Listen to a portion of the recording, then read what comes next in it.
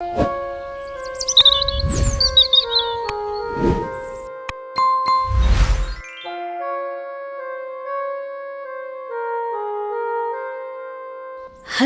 गांव में सुबह की हलचल शुरू हो चुकी थी। एक पुरानी सी झोपड़ी में लोहार माधव अपनी पत्नी राधा और बेटी चमकी के साथ रहता था। वो अपनी दुकान पर जाने की तैयारी कर रहा था। तभी राधा ने चिंता से उसे कहा, आखिर कब तक हम गरीबी में जीवन बसर करते रहेंगे माधव?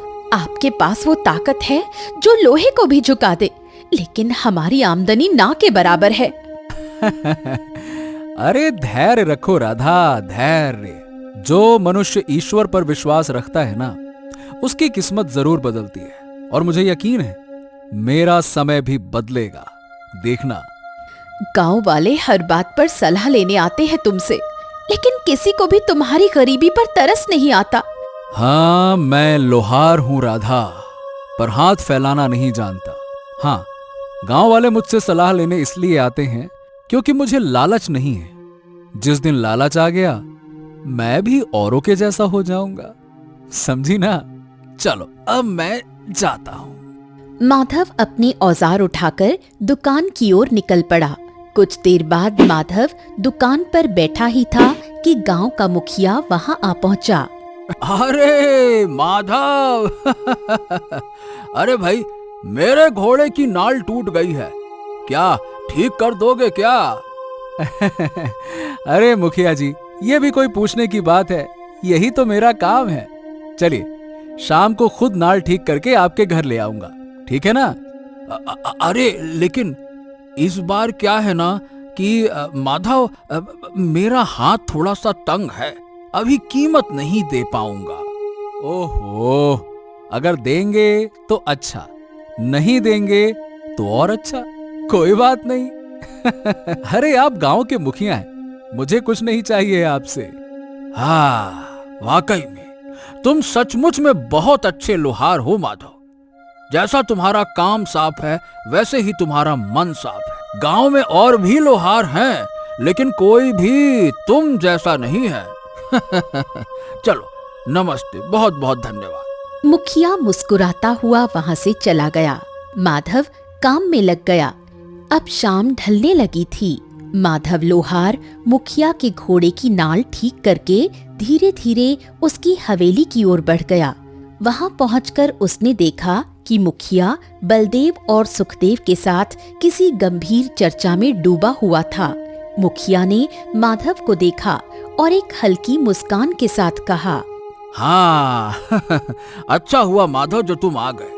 मैं तो अपने नौकर को तुम्हें बुलाने के लिए भेजने ही वाला था। माधव ने चारों ओर की गंभीरता को भांप लिया और संजीदगी से बोला, क्या बात क्या है मुखिया जी? आपके बलदेव चाचा और सुखदेव के चेहरे पर चिंता साफ झलक रही है, क्या बात है? हाँ, तुम सही समझे माधव। तुम तो हमेशा से समझदार रहे हो और तुम्हारी सलाहों ने गांव का भला ही किया है हर बार। तभी बलदेव ने बातचीत को आगे बढ़ाते हुए कहा, हाँ, असल में बात यह है माधव कि गांव की सीमा पर एक भेड़िया दिखाई दिया है, मगर यह कोई सामान्य भेड़िया नहीं है। कद काठी में बड़ा, आंखों में खून की प्यासी चमक, और अब तक कई यात्रियों को मार चुका है वो। हाँ, और अब गांव वाले डरे हुए हैं, कोई भी यात्रा करने के लिए तैयार ही नहीं है, और इसीलिए व्यापार ठप पड़ गया है। हम सोच रहे थे कि हम सब गांव वाले मिलकर इसे खत्म कर दें। राज दरबार को भी खबर भेजी थी वैसे तो, पर वहां से कोई जवाब नहीं आया। अब हम सबको ही कुछ न कुछ करना होगा। यही तो बात है। तो अब तुम बताओ माधव, क्या किया जाए? माधव लोहार कुछ देर चुप रहा। उसकी आंखों में सोच की गहराई थी। फिर वो शांत लेकिन दृढ़ आवाज में बोला, देखिए, मुझे लगता है कि हमें थोड़ा और धैर्य रखना चाहिए और भगवान से प्रार्थना करनी चाहिए। हैं? क्या? ये तुम क्या कह रहे हो? इसका मतलब यह है कि हम कुछ ना करें, हाथ पर हाथ धर के बैठे रहें? हाँ, देखिए मुखिया जी, मैंने सुना है कि वो भेड़िया आम भेड़ियों के जैसा नहीं है। कहते हैं उसमें चीते जैसी फुर्ती है और उसके दांत शेर से भी पैने हैं। अगर हम गांव वाले यूं ही बिना योजना के उसकी ओर गए ना, तो हमारी एक छोटी सी गलती हम सबको मौत के घाट उतार सकती है। और अगर वो गलती हो गई तो वो भेड़िया गांव के भीतर आ जाएगा अलग से। फिर हम सबके लिए बच पाना नामुमकिन हो जाएगा। एक पल के लिए सन्नाटा छा गया। हाँ, ये बात तो तुम सही कह रहे हो माधव। अब मुझे भी लगता है कि हमें थोड़ा इंतजार करना चाहिए। तब तक गांव वालों से कह दीजिए मुखिया जी कि कोई भी गांव की सीमा की ओर ना जाए, भूल से भी नहीं। चलिए, नमस्ते। माधव इतना कहकर वहां से चला गया। अगली सुबह जैसे ही माधव की आंख खुली, उसने देखा कि मुखिया उसके घर में खड़ा था। मुखिया जी, आप सुबह सुबह, सब ठीक तो है ना? अरे, तुमने जो कल कहा था वो एकदम सही निकला माधव। गांव की सीमा से एक शिकारी दल गुजर रहा था। उस भेड़िए ने उन पर हमला कर दिया, लेकिन वो शिकारी बहादुर निकले। कड़ी मशक्कत के बाद उन्होंने उस भेड़िए को मार गिराया। हाँ, लेकिन शिकारी ने बताया कि वो भेड़िया आम भेड़िया नहीं था। उसे मारने में उनके भी पसीने छूट गए। अगर हम गांव वालों को भेज देते तो शायद, बाप रे बाप, कोई भी लौट के नहीं आता। माधव, वाकई में तुम्हारी सूझबूझ ने हम सबको बचा लिया है। चलो भाई, बहुत बहुत धन्यवाद। अब मैं चलता हूँ। इतना कहकर मुखिया वहां से चला गया। माधव लोहार अपने औजारों के साथ दुकान पर चला गया। वो हाथ में एक टेढ़े मेढ़े लोहे के टुकड़े को थामकर हथौड़े से उस पर बार बार चोट करने लगा। तभी वहां गांव का युवक रतन आ पहुंचा। माधव, मेरे घोड़े की नाल टेढ़ी हो गई है, इसे अभी ठीक कर दो। हाँ, कुछ देर में कर दूंगा। घोड़े की नाल यहाँ छोड़ दो, मैं बना दूंगा। अरे नहीं नहीं नहीं नहीं, ये नाल मुझे अभी चाहिए। मैं इसकी मुंह मांगी कीमत दूंगा। माधव का हथौड़ा हवा में ही रुक गया। वो चौंक कर रतन की ओर देखने लगा। उसकी नजरें धीरे धीरे उस नाल पर टिक गईं। कुछ क्षण बाद वो नाल को हाथ में लेकर गौर से देखने लगा। तुम व्यापार के सिलसिले में गांव से बाहर रहते हो ना? हाँ, ये तो सारा गांव जानता है, लेकिन तुम क्यों पूछ रहे हो? क्योंकि मैं एक लोहार हूं और लोहे को बड़े अच्छे से पहचानता हूं। ये जो नाल तुम लेकर आए हो, ये सामान्य नाल नहीं है। ये विजयनगर राज्य में बनाई जाती है, खास तौर पर वहां के राजा भैरव के सेनापति के घोड़ों के लिए। और तुम जानते हो ना, केशव नगर और विजयनगर में कितनी पुरानी दुश्मनी है। राजा विक्रम और राजा भैरव एक दूसरे की जान के प्यासे हैं और दोनों राज्यों के लोगों का एक दूसरे की सीमा में आना जाना मना है। तो फिर रतन, ये नाल तुम्हारे पास कैसे आई? रतन अचानक घबरा गया। उसका चेहरा पीला पड़ गया। अपने काम से काम रखो माधव, फालतू की बात ना करो। तभी वहां मुखिया आ पहुंचा। अरे क्या हो गया? तुम्हारे चेहरे पर इतना क्रोध क्यों है, हैं? मुखिया जी, रतन झूठ बोल रहा है। कहता है कि यह व्यापार के लिए बाहर जाता है, लेकिन सच्चाई ये है कि ये आदमी विजयनगर के राजा भैरव का जासूस है। अरे, माधव ने मुझे पहचान लिया, लेकिन अगर राजा विक्रम को पता चल गया तो वो तो मुझे और मेरे परिवार को मार डालेगा। हाँ। मुखिया चुप रहा, फिर माधव की तरफ देखकर बोला, माधव, बताओ तुम क्या सुझाते हो? देखिए मुखिया जी, आपको राजा विक्रम को इस बात की सूचना देनी चाहिए या फिर रतन को खुद राजा विक्रम के हवाले कर देना चाहिए, क्योंकि अगर राजा विक्रम को शक हुआ तो वो पूरे गांव को सजा देंगे। मुखिया थोड़ी देर सोचते हुए बोला, तुम्हारी बात बिल्कुल सही है, लेकिन मैं ऐसा नहीं कर सकता। यहां बात एक परिवार की जान का है। मैं ये राज अपने सीने में रखूंगा, रतन से एक वादा लेकर कि अब वो कोई जासूसी नहीं करेगा। कुछ दिन ऐसे ही बीत गए। गांव शांत दिख रहा था।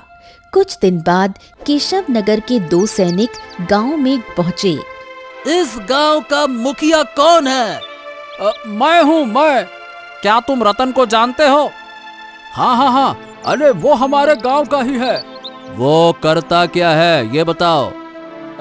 वो एक व्यापारी है। लगता है कि मुखिया भी इस सब में शामिल है। रतन को पकड़ कर लाओ। कुछ ही पलों में रतन को पकड़कर लाया गया। वो बुरी तरह घबराया हुआ था। मूर्ख कहीं के, तुम मुखिया होकर एक गद्दार का पक्ष ले रहे हो। हमें सूचना मिली है कि रतन विजयनगर को महत्वपूर्ण राज भेज रहा था, है? और अब हमें शक है कि तुम भी इसमें शामिल हो। तभी वहाँ माधव दौड़ता हुआ आया। रुको रुको रुको रुको रुको, देखो मुखिया जी का इसमें कोई दोष नहीं है। हाँ, ये बात सही है कि हमें पता चल गया था कि रतन जासूस है, लेकिन उसने हमसे वादा किया था कि अब वो गद्दारी नहीं करेगा। मुखिया जी ने चुप रहना उसी मानवीयता के तहत चुना था, ताकि उसका परिवार बच जाए, बस। झूठे बहाने हैं ये। राजद्रोह की सजा मौत है, मौत। इस समय रतन को माफ नहीं किया जा सकता। तुरंत ही रतन को वहीं मार दिया गया। यह पूरा गांव गद्दार है। आग लगा दो गांव में, लगा दो आग। दोनों सैनिकों ने गांव में आग लगा दी। चारों ओर भगदड़ मच गई। चीख पुकार गूंजने लगी। मुखिया और माधव को पकड़ लिया गया। अब तुम दोनों राजा विक्रम के सामने पेश किए जाओगे। देखते हैं उसके न्याय से कौन बचता है। कुछ देर बाद दोनों सैनिकों ने माधव लोहार और गांव के मुखिया को दरबार में लाकर खड़ा कर दिया। महाराज, ये दोनों जानते थे कि रतन आपके राज्य की जासूसी कर रहा था, फिर भी इन्होंने आपको कुछ नहीं बताया। हमने इन्हें इसी अपराध में बंदी बनाया है और आपके समक्ष पेश किया है महाराज। तुम्हें कैसे पता चला कि ये दोनों रतन की सच्चाई पहले से जानते थे, हैं? महाराज, इसे इन्होंने स्वयं स्वीकार किया था और मुखिया ने रतन के परिवार को बचाने की खातिर ये बात छिपा ली। राजा विक्रम कुछ पल चुप रहा, फिर गहरी दृष्टि से माधव की ओर देखकर बोला, बड़ी विचित्र बात है माधव। तुम्हें मालूम था कि सच बोलना तुम्हें मृत्यु तक ले जा सकता है, फिर भी तुमने सत्य नहीं छोड़ा। महाराज, मेरा विश्वास है कि चाहे परिस्थितियां कैसी भी हों, झूठ की उम्र कम होती है, सत्य कठिन होता है, पर अंतिम विजय उसी की होती है। लेकिन तुम्हारा यही सत्य आज तुम्हें मेरे सामने अपराधी बनाकर खड़ा कर रहा है।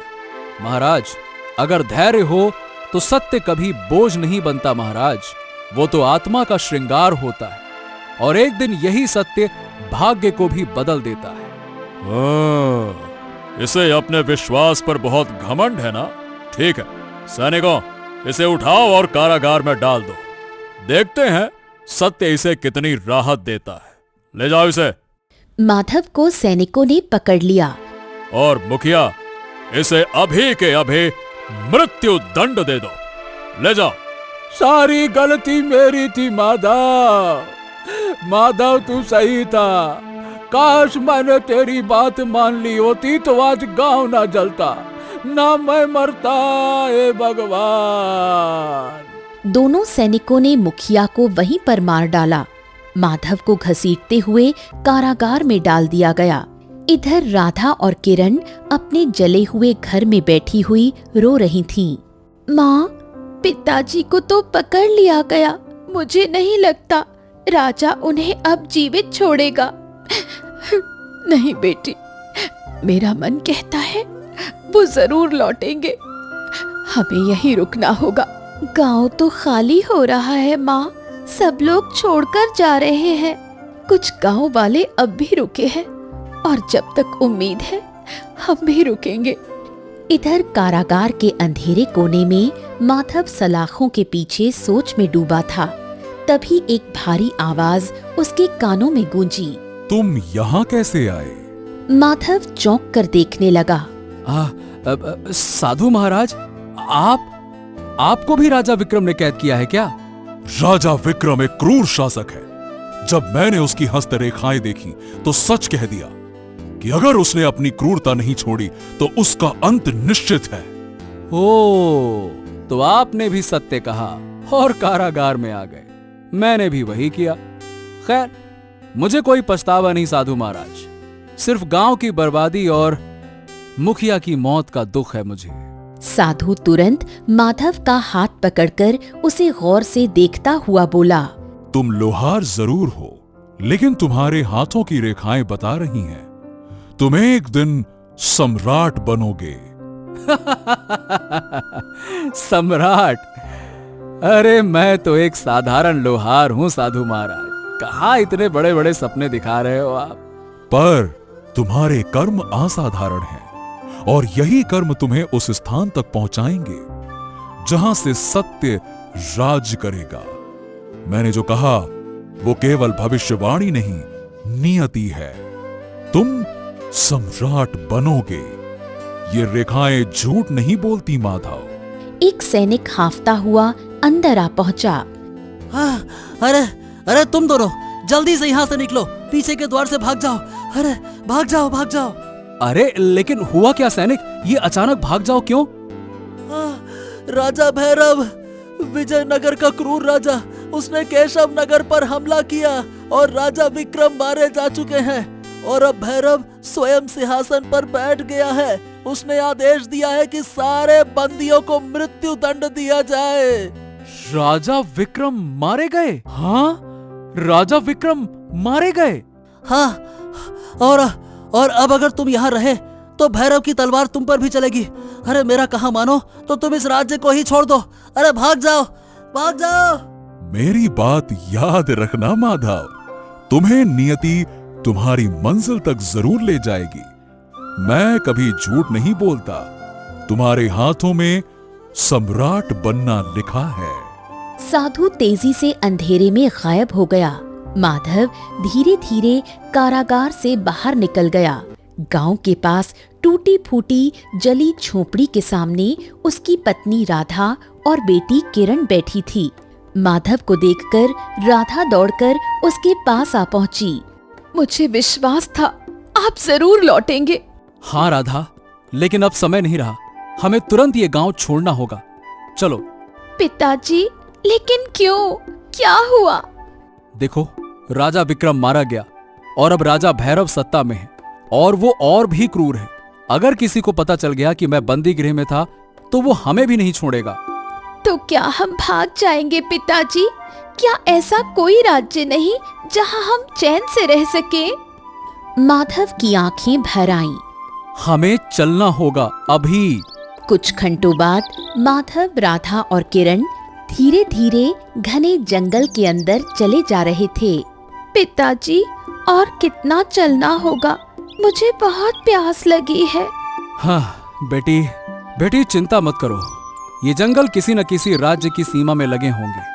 मैं वहां जाकर फिर से लोहार का काम करूंगा। मैं अपने परिवार को भूखा नहीं मरने दूंगा। चिंता मत करो, चलो।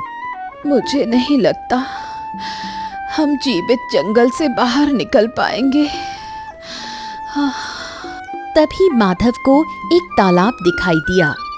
वहां तालाब है, तुम लोग पानी पी लो, चलो। किरण झुककर पानी पीने लगी। तभी दो नकाबपोश वहां आ पहुंचे। हम दोनों डाकू हैं। कौन है तू? मेरा नाम माधव है, मैं एक लोहार हूँ और ये मेरी पत्नी राधा और मेरी बेटी किरण है। दूसरे डाकू ने बिना कुछ कहे माधव के सिर पर प्रहार कर दिया। माधव जमीन पर गिर गया। पहले डाकू ने राधा को धक्का दिया। वो पत्थर से टकराकर बेहोश हो गई। कौन हो तुम और ऐसा क्यों कर रहे हो? अरे कहा ना, हम डाकू हैं। अब हम तेरी बेटी को अपने अड्डे में ले जा रहे हैं। नहीं नहीं नहीं नहीं नहीं, तुम उसे हाथ भी नहीं लगा सकते। छोड़ो उसे, छोड़ो। चिंता मत कर, हम कोई गलत काम नहीं करेंगे, समझा? हमें बस एक औरत चाहिए जो खाना बना सके। दोनों किरण को घसीटते हुए ले गए। माधव ने उन्हें रोकने की कोशिश की, लेकिन वो बेहोश हो गया। कुछ देर बाद माधव की आंख खुली तो उसने देखा राधा पास में रो रही थी। राधा, किरण कहाँ है? कहाँ है मेरी बेटी? माधव उसकी आंखों में देखकर सारी घटना बताते हुए बोला। हाँ, उन्होंने किरण को उठा लिया, पर राधा, हमने किसी का बुरा नहीं किया। ईश्वर हमारे साथ बुरा नहीं होने देगा, तुम देखना। राधा फूट फूट कर रोने लगी।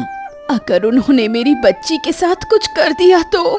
नहीं नहीं नहीं नहीं, मैं अपनी बेटी को जरूर ढूंढ निकालूंगा। हाँ, चलो चलो चलो चलो चलो, अब एक एक पल कीमती है, चलो। माधव और राधा पागलों की तरह अपनी पुत्री किरण को तलाशने लगे।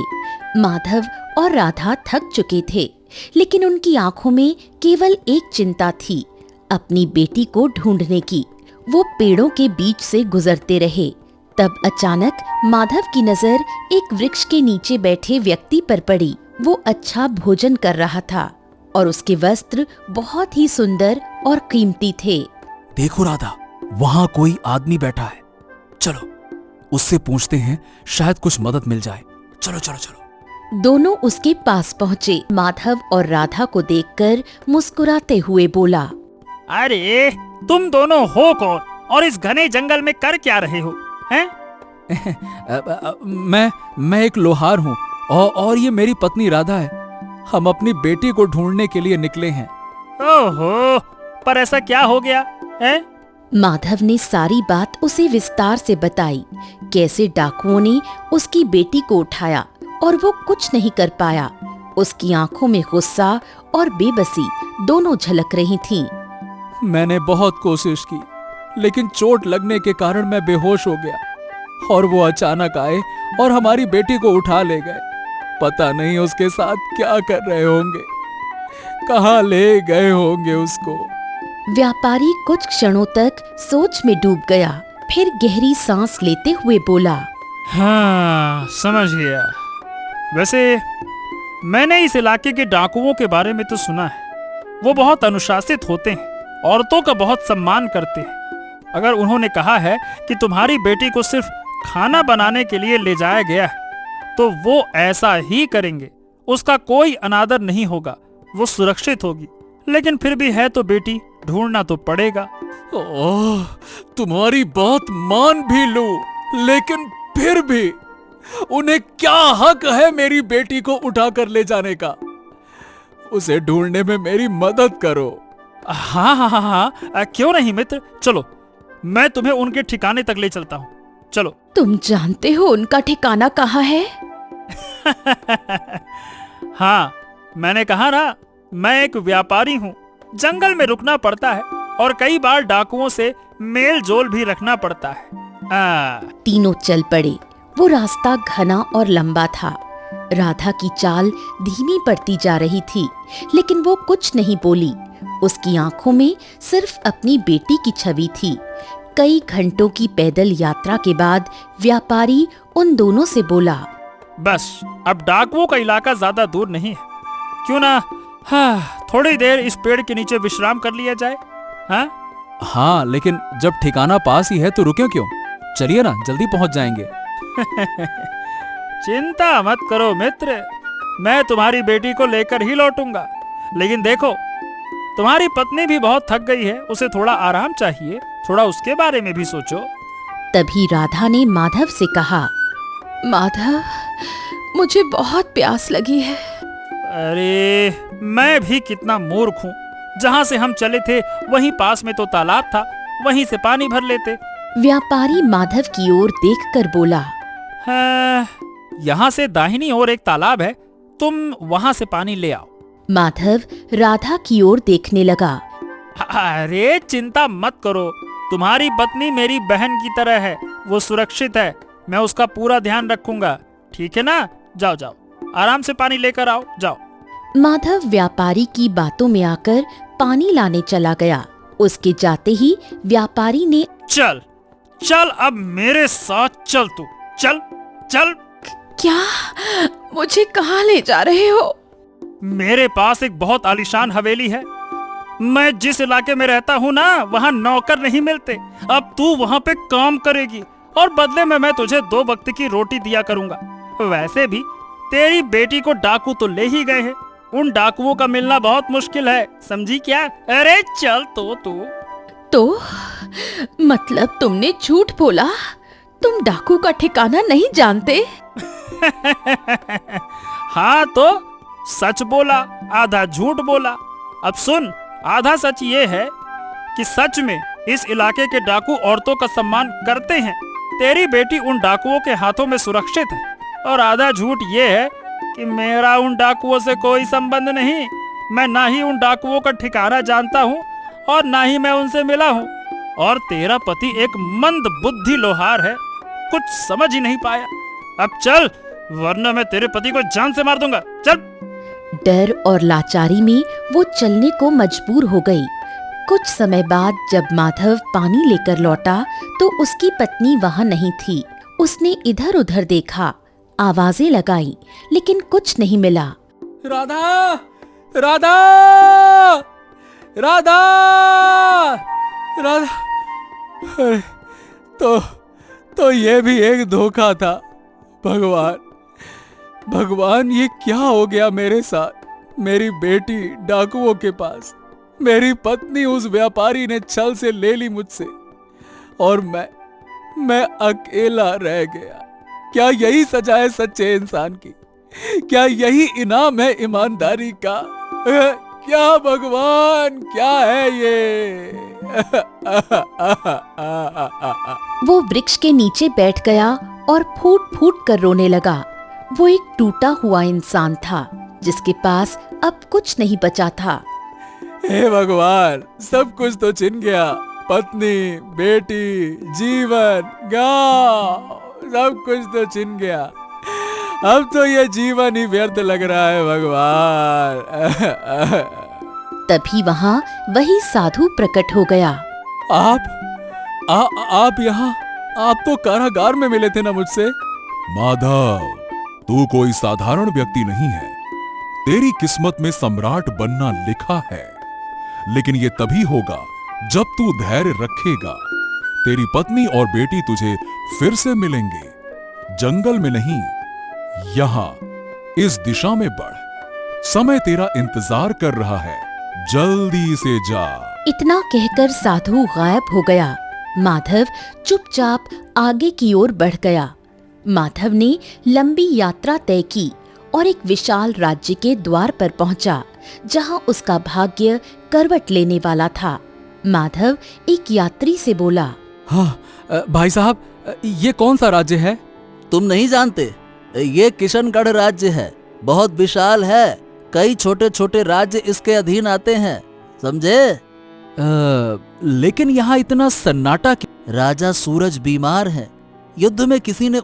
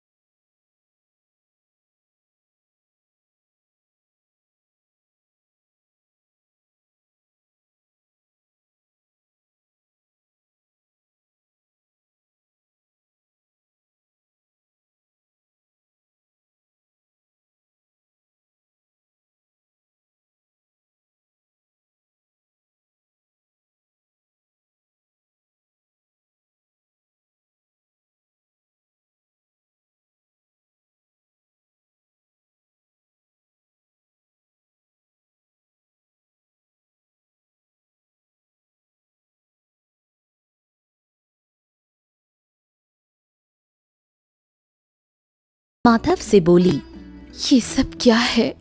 तुम तो एक लोहार थे, तुम राजा कैसे बन गए और किरण कैसे मिली?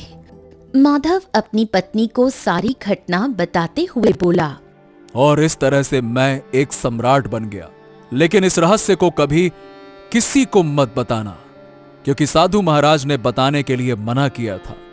ये सुनकर राधा और माधव की पुत्री किरण मुस्कुराने लगी और उस दिन के बाद वो तीनों राजसी जीवन व्यतीत करने लगे।